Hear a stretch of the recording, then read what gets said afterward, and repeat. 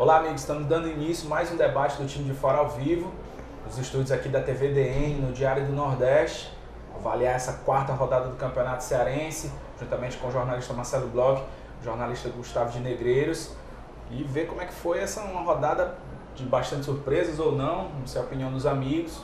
Algum destaque, Bloch, nessa quarta rodada para você? Para mim, o destaque da rodada são dois. Primeiro, o destaque, o Horizonte, que segue no 100% de aproveitamento, com o André Cassaco fazendo pelo menos um, já tem 7 gols no campeonato. E o outro destaque da rodada é a rodada que não terminou. Mas pela primeira vez nós vamos comentar uma rodada que ainda está acontecendo. Temos mais um jogo na noite desta segunda-feira. Exatamente. Guarani de Sobral e Itapipoca no Junco. E o jogo do Fortaleza, que foi adiado. Então o Fortaleza não jogou nesse final de semana. É bom deixar claro aí por que esse jogo do Fortaleza foi adiado, Marcelo. Explica aí pro torcedor.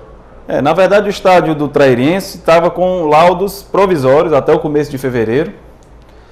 Mas o Ministério Público, talvez, por saber que o Fortaleza ia jogar lá e era um jogo de maior torcida, resolveu antecipar uma visita no estádio, fazer novos laudos, né, para avaliar, e achou por bem, indicou que não houvesse o jogo, né, e nova interdição do estádio. Assim, 48 horas antes da partida, a partida foi cancelada por causa do estádio, ainda houve muita confusão de remarca o jogo, bota em outro lugar, mas acabou decidido que não haveria o jogo nem no domingo, nem na segunda, como se cogitou, e ainda vai ser marcada a nova data para Fortaleza, Trairense e Fortaleza. É isso aí, a rodada começou no dia 28, com o Crato vencendo o Crateus por 1-0, o Tiradentes perdeu para o Horizonte por 2-1, né, o jogo Trairense e Fortaleza foi adiado, como o Marcelo Bloch citou, e Casa venceu o Clássico no Cariri por 3-2, venceu o Guarani de Juazeiro por 3-2, e o Ferroviário foi derrotado no Clássico da Paz pelo Ceará, pelo placar de 2-1. Gustavo, alguma novidade, alguma surpresa para você nesses resultados? Não, nenhuma surpresa. Queria destacar aqui, na verdade, para mim o destaque da rodada foi a atuação do Mota, né? O Mota, que retornou ao Ceará, voltou muito bem. No primeiro tempo ele atuou no ataque, teve uma presença discreta, mas no segundo tempo, quando recuou para o meio campo, ele fez uma partida muito boa, com passes bem feitos, bem realizados, entendeu? Eu acho que o Mota vai ter muito a agregar aí pro time do Ceará e mostrou que está em forma, jogou a partida inteira e vai produzir bastante. Bom, meus destaques eu aponto aí o André Cassaco, 4 jogos, fez 7 gols, né? É o artilheiro isolado aí da competição até o momento. E também o Djalma, jogador do Crato, que eu tenho observado que se movimenta bem. As principais jogadas do Crato, ao meu ver, passa ali pelo pé do Djalma. Cobra muito bem, bola parada, bate falta, bate pênalti. Exatamente, tem também a estreia do Apodi, que enquanto teve fôlego, né, fez a estreia com a camisa do Ceará, foi um jogador que apoiou bastante, criou algumas situações, eu acredito que vai render muito mais. Tá? Alguma novidade aí, alguma observação de vocês a respeito da arbitragem? Nessa rodada nem tanto, mas o que eu estou observando é que os árbitros do Campeonato Cearense eles estão bastante rígidos na questão do cartão amarelo, né?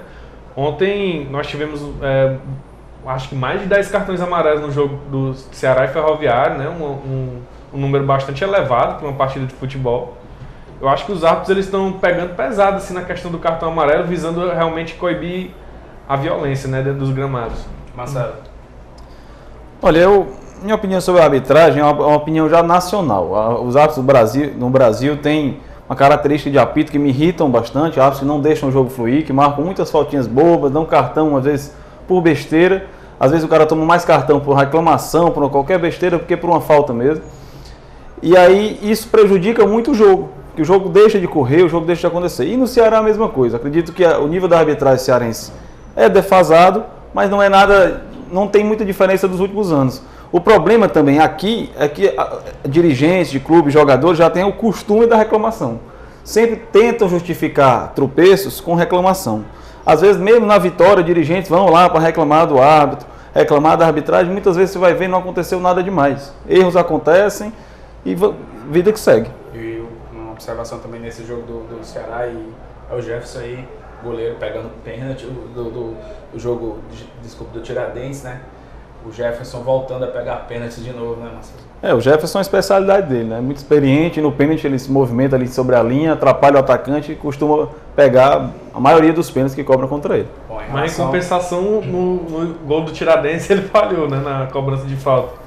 Talvez fosse o nosso defensor. Comentar, jogo Ceará e Ferroviário, é a questão do vidro, né? Repuseram o vidro que estava rachado, né? Os internautas mandaram um material pra gente sobre alguns problemas pontuais ali com a parte da base da vidraça. A gente espera que isso não possa prejudicar o andamento do campeonato e a estrutura dos vidros ali elas não sejam quebradas, né? Ao término, entre aspas, porque ainda não houve o jogo do Fortaleza, né, da quarta rodada, caiu o terceiro treinador no campeonato. O Vinícius Saldanha não é mais o treinador do Guarani de Juazeiro. Ele já tinha entregado o cargo após a derrota, a goleada para o Tiradentes, foi contornado pela diretoria e novamente agora perdeu o clássico. O clássico foi um belo jogo, um jogo muito disputado, com muita pressão na arbitragem, expulsões, de tudo que um clássico mesmo. Gol aos 48. E o Icasa ganhando com gol aos 48, o Guarani jogando até melhor, mas perdendo o clássico. Isso gerou agora confirmada a saída do Vinícius. E ele está reclamando mais uma vez que tentam influenciar a escalação do time. Isso infelizmente ainda é muito comum, muitos técnicos do interior reclamam disso, da influência dos dirigentes querendo influenciar na escalação dos times. É lamentável. Aí junta aí, Gustavo, a questão do treinador não ter aquela tranquilidade para trabalhar. E ainda perde um clássico. Fica complicado, né, se manter. Fica complicado levando-se em conta o futebol cearense, o futebol nacional como um todo, mas não deveria, porque acredito que em 3 jogos o cara está começando um trabalho ainda, né? De repente está escolhendo a melhor escalação do time, aí de repente por uma sequência de resultados que não foi o esperado, o cara sai, entendeu? É demitido. E a tendência, a gente sabe que na verdade isso não vai melhorar o desempenho do time, muito dificilmente melhora o desempenho do time. O problema está, às vezes, dentro de campo, dentro das contratações, né? nesse quesito. O salário atrasado, quem sabe, né? Nas condições de treino. Botar a culpa no treinador é a coisa mais fácil que existe. Problemas de transporte também, né? Que eles tiveram. O pessoal do Guarani reclamou bastante. Bom, hoje tem o jogo Guarani e Sobral e Itapipoca, um jogo uma segunda-feira, bem atípico, né? Mas Campeonato Cearense é cheio dessas situações, né? Uma partida que Guarani, Sobral e Itapipoca tentam uma primeira vitória no campeonato. As duas equipes ainda não venceram, né? O Itapipoca tem apenas 2 partidas, porque também na primeira rodada teve o Icasa e Itapipoca que foi adiado. Então as duas equipes tentam a primeira vitória e tentam embalar no campeonato, né? E principalmente o Guarani, que costuma fazer grandes campanhas, começa com a campanha aquém do esperado. A mesma coisa o Moleque Travesso. E as duas equipes vão tentar agora se ajustar e tentar começar uma reação para se encostar no G4 e afastar da zona de rebaixamento. Algum palpite, Gustavo, para esse jogo aí entre Guarani de Sobral e Itapipoca, o jogo é no Junco? Eu acho que o Guarani leva melhor, acho que não só pela questão da torcida, mas acredito que o Guarani tem um time com nomes mais conhecidos, talvez um time um pouco mais rodado, mais experiente.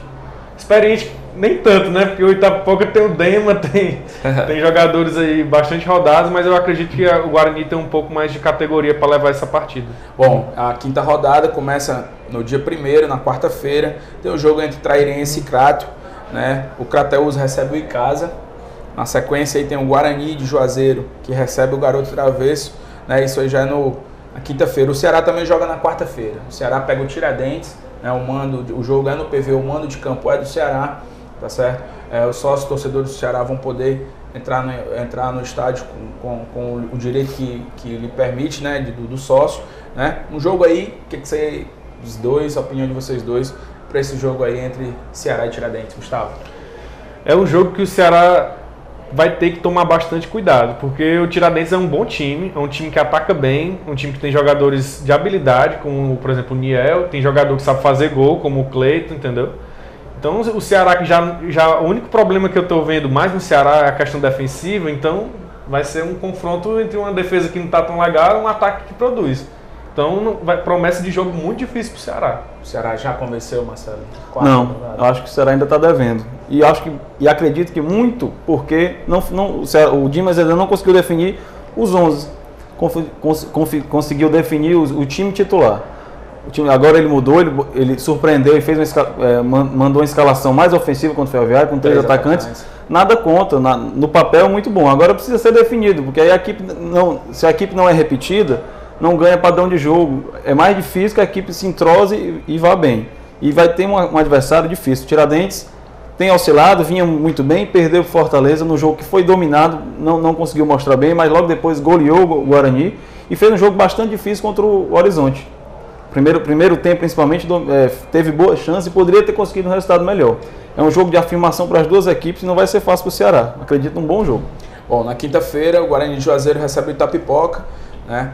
O Guarani de Sobral recebe o Ferroviário no Junco. Mais uma pedreira aí pro Ferrão, porque o Guarani de Sobral é sempre muito forte lá no Junco. E o Fortaleza joga contra o Horizonte. Esse jogo aí promete ser a estreia do Meia Geraldo, Marcelo. Começar só pelo Guarani e Ferroviário. O Ferroviário tem um jogo já de vida ou morte quase. Assim, o campeonato está começando, mas o Ferroviário não pode deixar ficando muito para trás. Vai ter a estreia do treinador, do Flávio Mendes. Vamos ver como é que o time se comporta, se tem alguma mudança tática. O Ferroviário precisa pontuar, mais que nunca precisa pontuar, até para acalmar os ânimos, para o time que tem muitos garotos se acalmar. Talvez o resultado vindo melhora o clima, melhora todo o desempenho. E o Fortaleza Horizonte, acredito que é o jogo da rodada. Porque o Fortaleza caiu algumas posições por não ter jogado, mas o Fortaleza, caso vença o Horizonte, encosta no Horizonte com um jogo a menos. E o Horizonte já está garantindo o primeiro, mesmo que perca do Fortaleza, é bom lembrar, segue no primeiro lugar, mas é o time a ser batido no começo do campeonato. O time que tem 4 jogos, 4 vitórias, tem o artilheiro do campeonato, então acredito que vamos ter um jogo muito bom. A torcida do Fortaleza deve encher o PV, né, para ver o Geraldo, a estreia do Geraldo. Inclusive já há uma rivalidade rolando, quem vai botar mais público, né? O Ceará na quarta-feira, o Fortaleza na quinta-feira. Lembrando que os dois jogos são mando dos clubes, dos grandes clubes, então só o torcedor pode entrar. Acredito que começo do mês, talvez o torcedor com mais dinheiro no bolso compareça melhor. Eu acredito que jogos pelo menos para 10 mil pessoas em ambos os jogos. De acordo com a entrevista do Jorge Mota na Rádio Globo, expectativa de um público aí acima de 15, quase 18 mil. É confiança do diretor de futebol do Fortaleza na sua torcida. Quem conhece o Jorge sabe que ele sempre, desde passagens antigas no Fortaleza, ele faz isso para mexer com o torcedor, para chamar o torcedor para o estádio. Mas a torcida realmente está motivada, né? A torcida do Fortaleza, com a chegada do Geraldo, o sócio-torcedor está numa ascensão aí do programa de sócios, tem toda aquela perspectiva de um jogo contra o líder, um jogo numa quinta-feira, começo de mês, o pessoal recebeu um dinheirinho ali. O que você acha, Gustavo? Eu acho que deve dar um ótimo público. Eu acredito que um público até, quem sabe, o maior público do campeonato até o momento, né? Eu acho que a torcida do Fortaleza está vislumbrando um time que pode ascender a Série B, finalmente sair da Série C, né? Um time que vem jogando direitinho, vem empolgando a torcida. Eu acho que tem tudo para ter um bom público, sim. E também um bom público no jogo do Ceará contra o Tiradentes, né? O time vem empolgado aí com a vitória contra o Ferroviário e vai ter de volta o seu sócio torcedor no estádio. Então, com certeza, mais de 10 mil pessoas vão estar no estádio. Marcelo, algumas considerações? Não, a consideração é para o torcedor, que eu acho que chega um momento que o torcedor de Ceará e de Fortaleza deve ir ao estádio. Acredito em 2 grandes jogos no PV, então convidar o torcedor, vá prestigiar o seu clube. Acho que assim que se faz, é prestigiando, é empurrando, é defendendo o clube que você gosta, que o futebol cearense pode crescer. Gustavo, alguma consideração? É exatamente como o Marcelo falou, né? Que o torcedor ele é o único que pode realmente levantar o seu próprio time, né? Não adianta esperar por ninguém, o torcedor tem que ir ao estádio, tem que colaborar, tem que fazer o sócio torcedor tanto de um lado como do outro, entendeu? É a forma mais correta que tem para se levantar um time que não está tão bem.